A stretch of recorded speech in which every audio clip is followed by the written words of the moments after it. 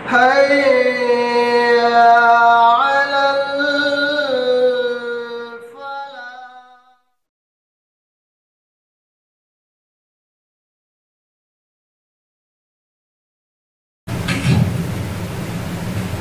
الحمد لله رب العالمين والصلاة والسلام على سيد المرسلين وعلى آله وصحبه أجمعين أما بعد أعوذ بالله من الشيطان الرجيم بسم الله الرحمن الرحيم لن تنالوا البر حتى تنفقوا مما تحبون وما تنفقوا من شيء فإن الله به عليم.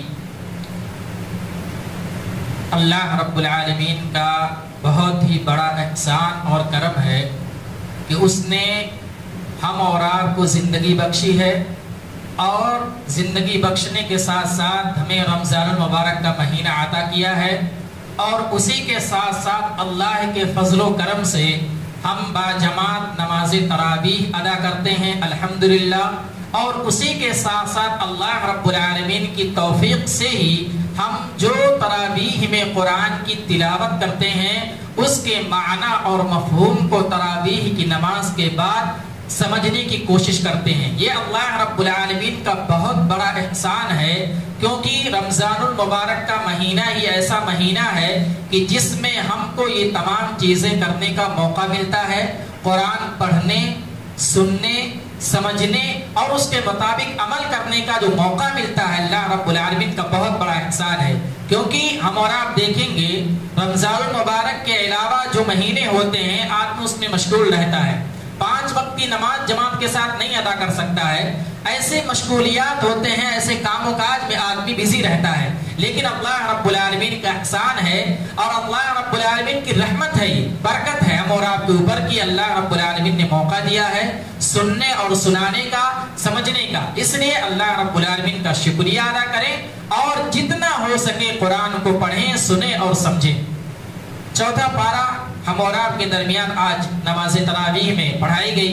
اس کی پہلی آیت ہے اللہ رب العالمین قرآن مجید کے اندر فرما رہا ہے لن تنالوا البر حتى تنفقوا مما تحبون، کہ تم لوگ بھلائی نہیں پا سکتے ہو حتى تنفقوا، یہاں تک کہ تم اللہ رب العالمین کے راہ میں وہ مال نہ خرچ کرو، وہ چیز نہ خرچ کرو مما تحبون، جس کو تم بہت زیادہ پسند کرتے ہو.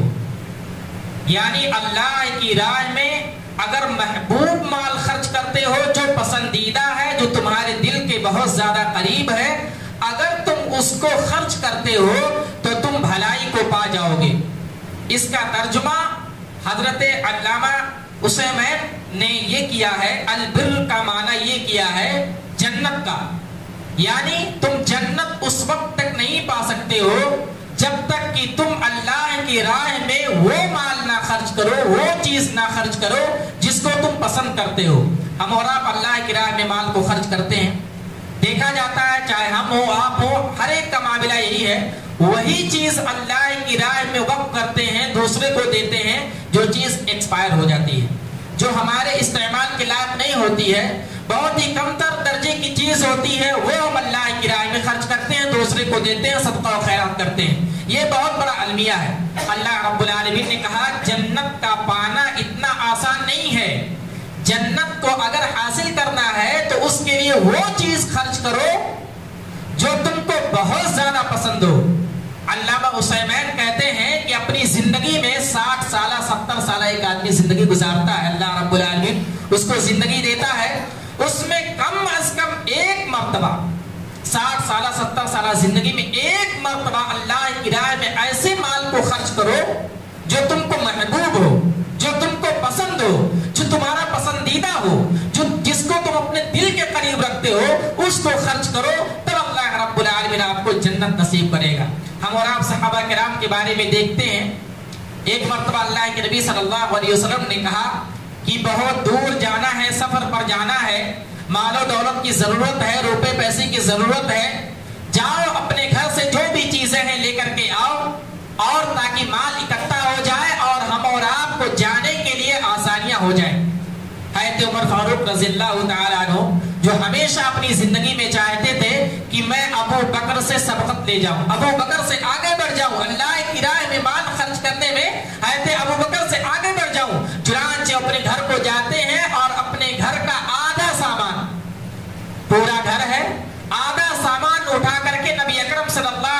وسلم کی بارگاہ میں لا کر کے رکھ دیتے ہیں، خدمت میں پیش کر دیتے ہیں، اور وہیں ابو بکر صدیق رضی اللہ تعالیٰ عنہ اپنے گھر کو جاتے ہیں اور گھر کا پورا سامان، جتنی چیزیں ہیں، کھانے کی چیزیں، پینے کی چیزیں، سونے کی چیزیں، دیکھنے کی چیزیں، جتنی بھی چیزیں، ساری چیزیں اٹھا کر کے اللہ کے نبی صلی اللہ علیہ وسلم کی خدمت میں لا کر کے جمع کر دیتے ہیں۔ اللہ کے نبی صلی اللہ علیہ وسلم سوال کرتے ہیں، اے عمر کیا لے کر کے آئے؟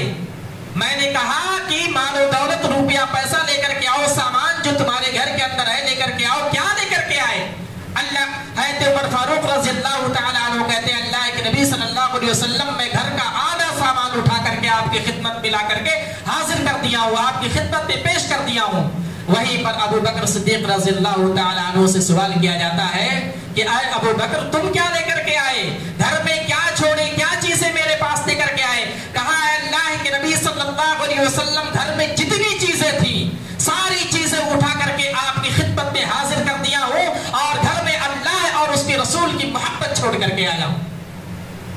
یہ تمام چیزیں جتنی محبوب چیزیں تھی سب اللہ کی راہ میں قربان کر دیے۔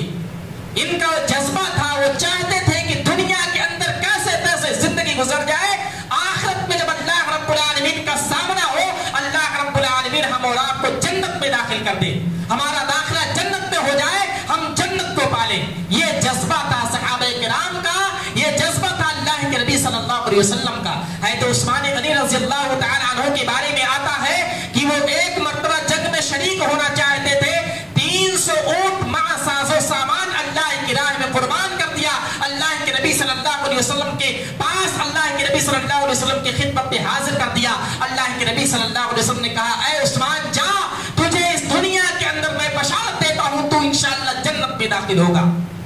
عشر مبشرہ ہیں، 10 لوگ ہیں جس میں سے خلفائے راشدین حضرت ابو بکر، حضرت عمر، حضرت عثمان، حضرت علی، ان 4 لوگ ہیں جن کو اللہ کے نبی صلی اللہ علیہ وسلم دنیا کے اندر ہی جنت کا بشارت سنا دیے تھے کہ تم لوگ جنت میں داخل ہوگے۔ تو محبوب چیز جو ہے اللہ کی راہ میں اس کو خرچ کرو، اللہ رب العالمین تم کو جنت دے گا، اس کے بدلے میں کیا ملے گا؟ جنت ملے گی۔ اور اسی طریقے سے اللہ رب العالمین نے قرآن مجید کے اندر جب آگے بڑھتے ہیں دیکھتے ہیں کہ اللہ رب العالمین حج بیت اللہ خانہ کعبہ کے بارے میں ذکر کر رہا ہے اور کہہ رہا ہے کہ وہ خانہ کعبہ بہت ہی مبارک ہے۔ ان اول بیت وضع للناس للذی ببکۃ مبارکا وہدی للعالمین، کہ اللہ تعالیٰ کا پہلا گھر کون سا ہے؟ خانہ کعبہ، جو لوگوں کے لیے مقرر کر دیا گیا ہے، اور وہ کہاں ہے؟ مکہ میں ہے، جو تمام دنیا کے لیے برکت اور ہدایت ہے۔ یہ خانہ کعبہ کہاں ہے؟ مکہ میں ہے، اور یہ خانہ کعبہ جو ہے اللہ کا سب سے پہلا گھر جو ہے وہ خانہ کعبہ ہے، اور یہ بہت ہی بابرکت ہے۔ ہم اور آپ کو معلوم ہے کتنا برکت ہے۔ اگر کوئی آدمی وہاں پر ایک وقت کی نماز ادا کر لے تو اللہ رب العالمین اس کو 1000 وقت کا ثواب دیتا ہے۔ 1000 وقت نماز اگر کوئی ادا کرے، اس کا ایک وقت اگر خانہ کعبہ میں ادا کر لے تو اس کو ثواب ملے گا۔ یہ بہت ہی بابرکت ہے، اور یہ تمام لوگوں کے لیے اللہ رب العالمین نے بنایا ہے۔ اگر اللہ رب العالمین نے ہم اور آپ کو طاقت دیا ہے، مال و دولت دیا ہے، استطاعت ہے، طاقت ہے کہ ہم حج بیت اللہ کر سکیں تو ہم جا سکتے ہیں، جائیں، ہمارے اوپر فرض ہے، تمام لوگوں کے لیے ہے، مردوں کے لیے جو ہے، عورتوں کے لیے ہے، تمام لوگوں کے لیے اللہ رب العالمین نے اس کو بنایا ہے۔ اور یہ کہاں ہے؟ اللہ رب العالمین نے مکہ مکہ کا لفظ استعمال کیا ہے، مکہ شہر کا نام لایا ہے۔ کیونکہ ہم اور آپ دیکھیں گے کہ بہت سارے کنبے اور قبیلے، بہت سارے لوگ ایسے بھی آئے ہیں اور ایسے جگہوں کا انتخاب کر لیا ہے کہ یہاں پہ پھر 7 چکر لگا دو، حج بیت اللہ جو حج کا ثواب ہے یہیں پر مل جائے گا۔ اس لیے اللہ رب العالمین نے کہا کہ اگر وہ ثواب تم کو حاصل کرنا ہے تو تم کو مکہ جانا پڑے گا۔ ایک وقت کی نماز ادا کرتی ہے، 1000 وقت کا ثواب اگر چاہیے تو تم کو مکہ جانا ہے، وہاں پر طواف کرنا ہے، حجر اسود کو بوسہ دینا ہے، سعی کرنا ہے، رجم کرنا، یہ تمام چیزیں کرنی ہے، تب جا کر کے وہ ثواب ملے گا۔ حج بیت اللہ کا جو ثواب ہے وہ ثواب ملے گا۔ یہاں پر نہیں لیے اللہ رب العالمین نے مکہ کا لفظ کہا ہے، اور مکہ بہت ہی بابرکت ہے، تمام شہروں میں سب سے افضل شہر مکہ ہے۔ اس لیے ہم اور آپ کو اگر ثواب چاہیے تو ہم اور آپ کو مکہ جانا پڑے گا۔ فیہ آیات بینات مقام ابراہیم، اور مقام ابراہیم بھی اس میں ہے، ومن دخلہ کان آمنا، اتنا زیادہ بابرکت ہے کہ اگر کوئی آدمی اس میں داخل ہو جائے تو وہاں پر قتل کرنا ممنوع کر دیا گیا ہے، وہاں پر قتل نہیں کر سکتا، وہاں پر وہ امان میں ہوگا، حفاظت میں ہوگا۔ اور اسی طریقے سے اللہ رب العالمین نے خانہ کعبہ کی حفاظت کی۔ ہم اور آپ واقعہ اٹھا کر کے دیکھیں کہ جب ابرہہ اپنے ہاتھی کے ساتھ خانہ کعبہ کو ڈھانے کے لیے، گرانے کے لیے جب جا رہا تھا تو اللہ رب العالمین نے اس کی حفاظت کی اور ابابیل کو ان کے اوپر مسلط کر دیا اور کنکریوں سے مار کر ان کی لشکر کو تباہ و برباد کر دیا۔ کتنا زیادہ بابرکت ہے، کتنا زیادہ مبارک ہے، اور اللہ رب العالمین نے اس کی حفاظت کی ہے۔ تو اس لیے ہم اور آپ اگر اللہ رب العالمین نے استطاعت دی ہے، طاقت دی ہے، اتنی مال و دولت ہے، تو ہم اور آپ جائیں، حج بیت اللہ کریں، بار بار عمرہ کریں، حج کریں، اور اگر کم از کم اگر اللہ رب العالمین نے اتنی طاقت دی ہے تو اپنی پوری زندگی میں ایک مرتبہ حج بیت اللہ کریں، یہ فرض ہے۔ اگر کوئی آدمی ایسا نہیں کرتا تو اللہ رب العالمین نے کہا وَمَن كَفَرَ فَإِنَّ اللَّهَ غَنِيٌّ عَنِ الْعَالَمِينَ، اس نے اللہ رب العالمین کے فرمان کا ناشکرہ ہوا، اللہ کی نافرمانی کی۔ فَإِنَّ اللَّهَ غَنِيٌّ عَنِ الْعَالَمِينَ، اللہ رب العالمین جو ہے تمام دنیا والوں سے بے پرواہ ہے، اسے کوئی ضرورت نہیں ہے، لیکن اگر آپ استطاعت رکھتے ہیں، طاقت رکھتے ہیں، تو آپ کے اوپر یہ چیز فرض ہے۔ آگے اللہ رب العالمین نے ایک دوسرے مقام پر فرمایا یا ایھا الذین آمنوا اتقوا اللہ حق تقاتہ ولا تموتن الا وانتم مسلمون۔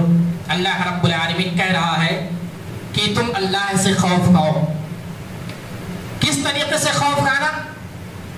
جس طریقے سے حکم ہے، جس طریقے سے طاقت ہے، یا ایھا الذین آمنوا اتقوا اللہ حق تقاتہ، اللہ رب العالمین سے جس طریقے سے ڈرنے کا حکم ہے، جس طریقے سے ڈرنے کا حق ہے، اس طریقے سے اللہ رب العالمین سے ڈرا جائے۔ وَلَا تَمُوتُنَّ إِلَّا وَأَنْتُمْ مُسْلِمُونَ، اور تمہاری موت ایسی نہ ہو بلکہ ایسی ہو کہ تم مسلمان ہو۔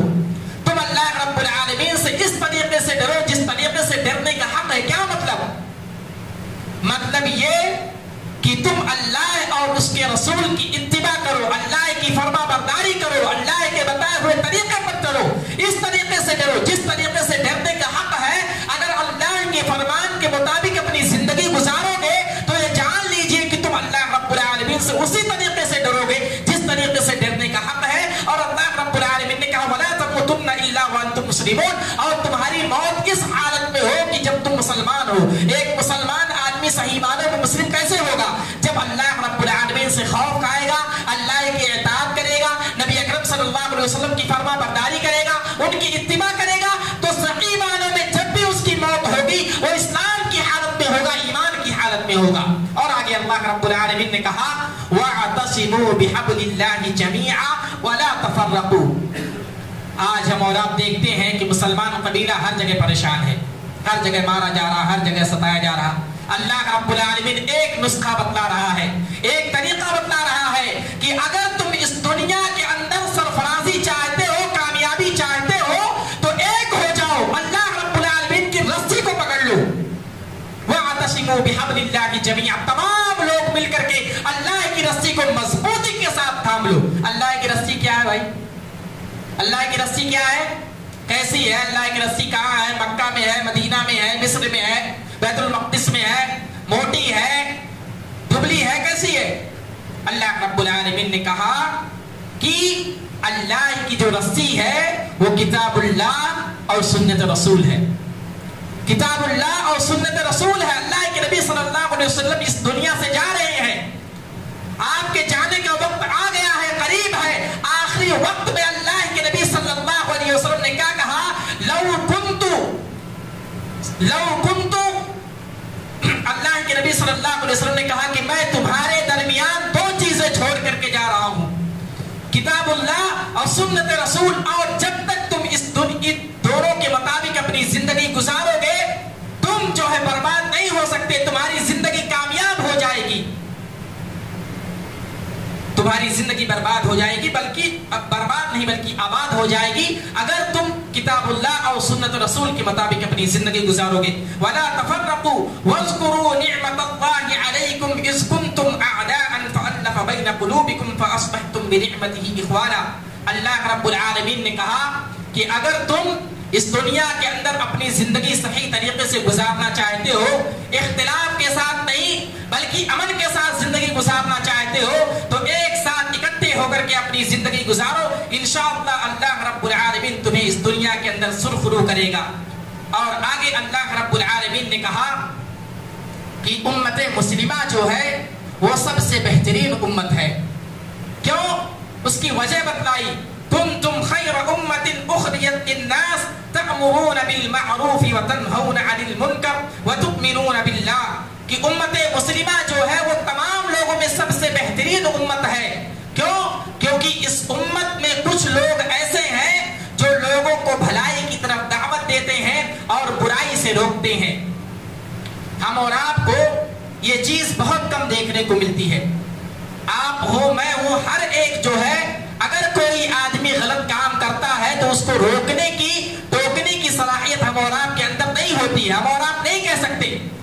ये सोचते हैं कि कौन इस मामले में पड़ेगा, कौन इस झमेले में पड़ेगा, जो काम कर रहा है करने दो, हमको कोई मतलब नहीं है। लेकिन हम और आप सबसे बेहतरीन उम्मत है और बेहतरीन उम्मत होने के असबाब में से बहुत सारे असबाब हैं।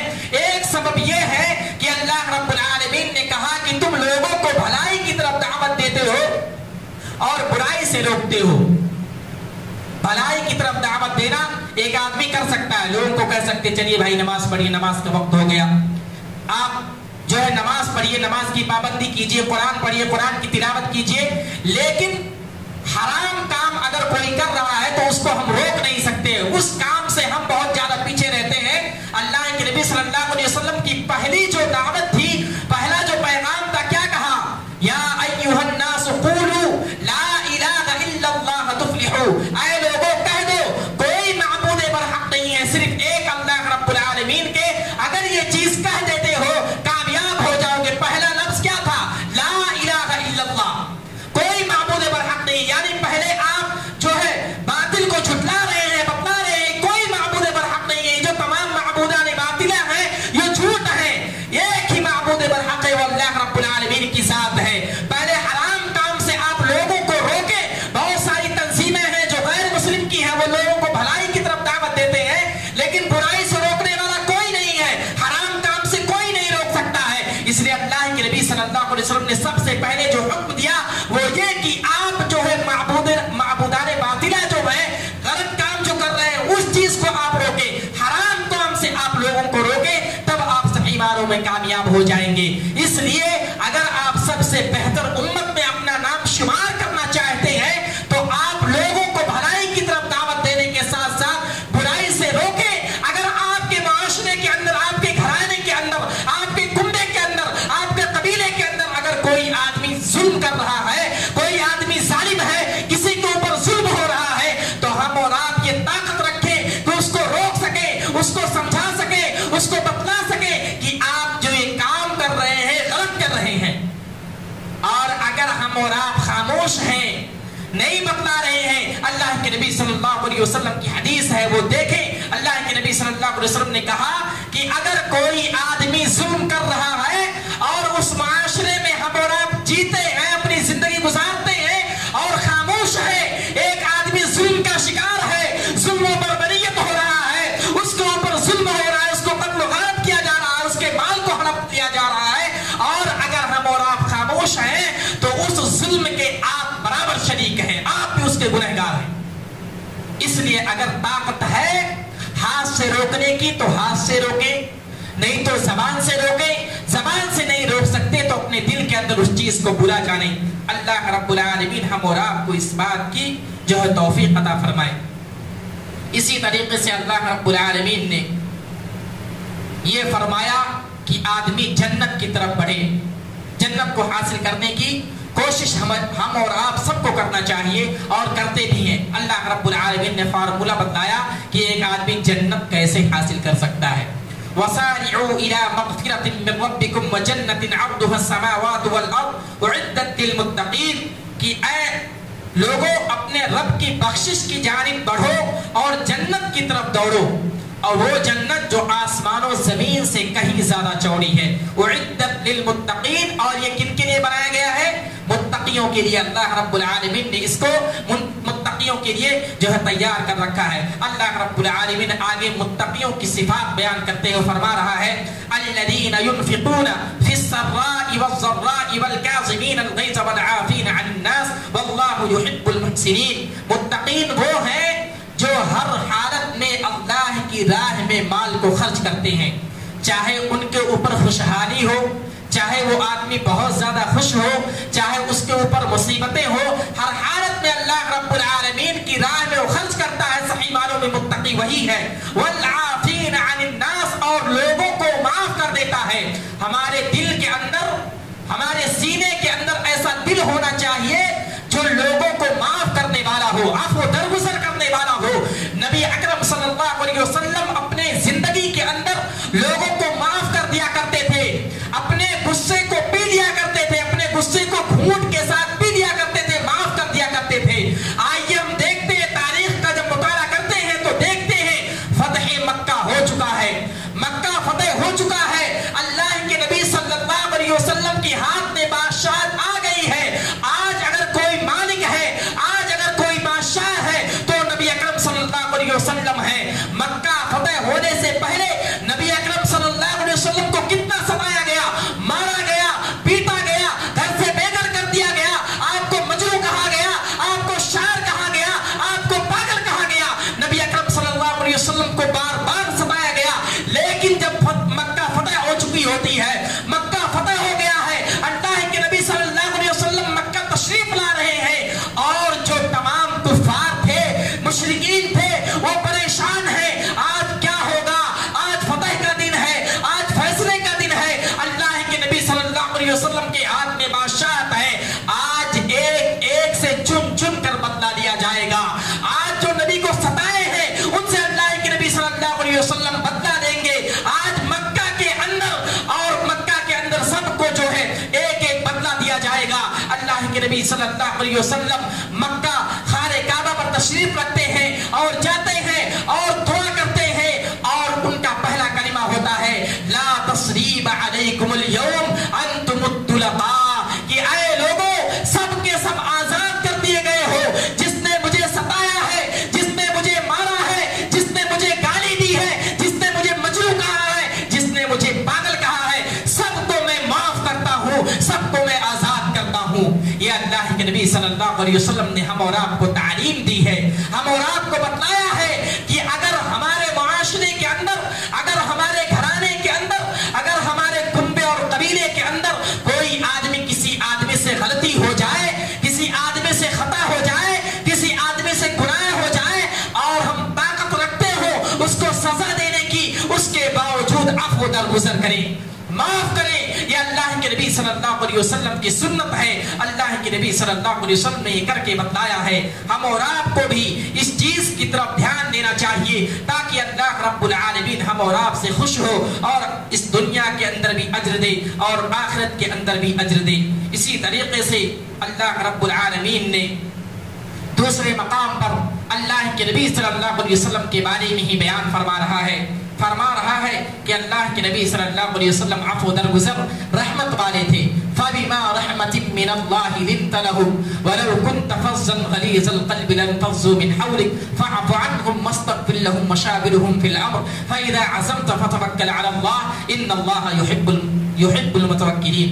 اللہ کے نبی صلی اللہ علیہ وسلم کو اللہ کی جانب سے بہت زیادہ رحم دل بنایا گیا تھا۔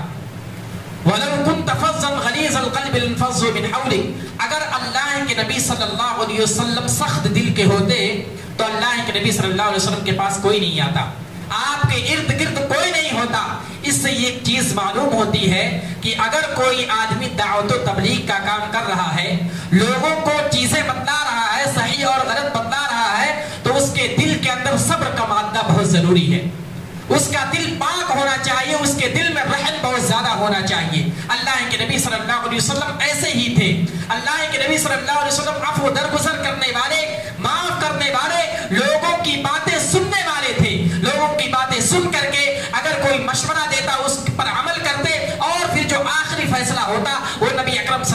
علیہ وسلم کا ہوتا تو ہم اور آپ کو اس چیز سے معلوم ہونا چاہیے کہ اللہ کے نبی صلی اللہ علیہ وسلم بہت زیادہ رحم کرنے والے تھے. وہ واقعہ ہم اور آپ کو معلوم ہے کہ ایک مرتبہ اللہ کے نبی صلی اللہ علیہ وسلم جنگ سے واپسی پر آ رہے تھے. ایک پیڑ کے نیچے، ایک درخت کے نیچے اپنے تلوار کو لٹکا کر کے سو جاتے ہیں. ایک کافر موقع کی تلاش میں رہتا ہے، آتا اللہ کے نبی صلی اللہ علیہ وسلم کے پاس آتا ہے، تلوار کو نکالتا ہے اور آپ کے سرانے کھڑا ہو جاتا ہے. اتنے میں اللہ کے نبی صلی اللہ علیہ وسلم کی آنکھ کھل جاتی ہے. اللہ کے نبی صلی اللہ علیہ وسلم دیکھتے ہیں کہ ایک کافر میرے سامنے کھڑا ہے تلوار لے کر کے. اب تب ہے کہ مجھے میرا گردن میرا سر کو میرے تن سے جدا کر دے. اور آخر میں وہ کافر جو سوال کرتا ہے کہ اے نبی، اے محمد، بتلائیے کہ آپ کو مجھ سے کون بچانے والا؟ اللہ کے نبی صلی اللہ علیہ وسلم اطمینان کے ساتھ کہتے ہیں اللہ رب العالمین، اللہ بچانے والا ہے. اتنے میں وہ کافر تھر تھر کانپنے لگتا ہے اور تلوار جو ہے ہاتھ سے چھوٹ جاتی ہے. اللہ کے نبی صلی اللہ علیہ وسلم جھٹ کر کے وہ تلوار کو اٹھا لیتے ہیں اور کافر سے وہی سوال کرتے ہیں، بتا تجھے کون بچانے والا ہے؟ کافر اللہ کو مانتا نہ تھا، اس کا ایمان نہیں تھا. وہ پریشان ہوا، وہ کہنے لگا اگر آپ نہ بخش دیں تو مجھے آج کوئی بچانے والا نہیں ہے. ایسے موقع پر اللہ کے نبی صلی اللہ علیہ وسلم نے جو ثبوت پیش کیا، اور وہ ثبوت ہم اور آپ کے لیے تھا، وہ نمونہ جو تھا، وہ طریقہ جو تھا ہم اور آپ کے لیے، اپنی امتیوں کے لیے بتلانا مقصود تھا کہ کوئی بھی آدمی ہو، اللہ کے نبی صلی اللہ علیہ وسلم نے کہا کہ میں تجھے معاف کرتا ہوں، میں تجھے بخش دیتا ہوں. وہ کافر جو ابھی اللہ کے نبی کو مارنا چاہتا تھا، قتل کرنا چاہتا تھا، لیکن اللہ کے نبی صلی اللہ علیہ وسلم کی جب باری آئی، اللہ کے نبی صلی اللہ علیہ وسلم نے اس کو ایک سیکنڈ کے اندر، ایک لمحے کے اندر معاف کر دیا. کہا میں تجھے معاف کرتا ہوں. وہ کافر اتنا زیادہ متاثر ہوا، اپنے قبیلے کے اندر جاتا ہے، پھر واپس آتا اللہ کے نبی صلی اللہ علیہ وسلم کے پاس اور اسلام قبول کر لیتا ہے. تو اللہ کے نبی صلی اللہ علیہ وسلم کا طریقہ رہا ہے، اور قرآن اور حدیث اسلام ہمیں اسی چیز کی تعلیم دیتا ہے کہ اس دنیا کے اندر اپنی زندگی اس طریقے سے گزارے کہ اپنی ذات سے کسی کو نقصان نہ پہنچائے، اپنی ذات سے کسی کو تکلیف نہ پہنچائے، بلکہ ہماری ذات سے لوگوں کو فائدہ حاصل ہو. یہ دنیا کے اندر دو چار جو تکلیفیں اگر ہم برداشت کر لیں گے تو آخرت میں اللہ رب العالمین اس کا ہمیں بہترین صلہ دے گا، بہترین اجر دے گا. آخر میں اللہ رب العالمین سے دعا ہے کہ اللہ رب العالمین تو ہمیں اس دنیا کے اندر قرآن و سنت کے مطابق اپنی زندگی گزارنے کی توفیق عطا فرما. اے اللہ رب العالمین تو ہمیں تمام مسلمانوں کو ایک راستہ جو ہے اللہ رب العالمین کی کتاب اور سنت رسول صلی اللہ علیہ وسلم کے بتائے ہوئے طریقے پر چلنے کی توفیق عطا فرما. اے اللہ رب العالمین جب تک ہمیں اس دنیا کے اندر رکھ، ایمان و اسلام کی حالت میں رکھ، جب ہمارا خاتمہ ہوتے ایمان کی حالت میں ہو. اللہ رب العالمین رمضان المبارک کا مہینہ ہے، اے اللہ رب العالمین ہم تیری رضا کے خاطر نماز تراویح کی ادائیگی کرتے ہیں، تفسیر قرآن کرتے ہیں. اے اللہ رب العالمین یہ جو ہمارے چھوٹے چھوٹے اعمال ہیں، ٹوٹے پھوٹے اعمال ہیں، ان کو قبول فرما. اے اللہ رب العالمین رمضان المبارک کے مہینے میں جو ہم روزہ رکھتے ہیں، جو بھی عبادتیں کرتے ہیں، اس کو قبول فرما. آمین. وآخر دعوانا ان الحمدللہ رب العالمین. السلام علیکم ورحمۃ اللہ وبرکاتہ.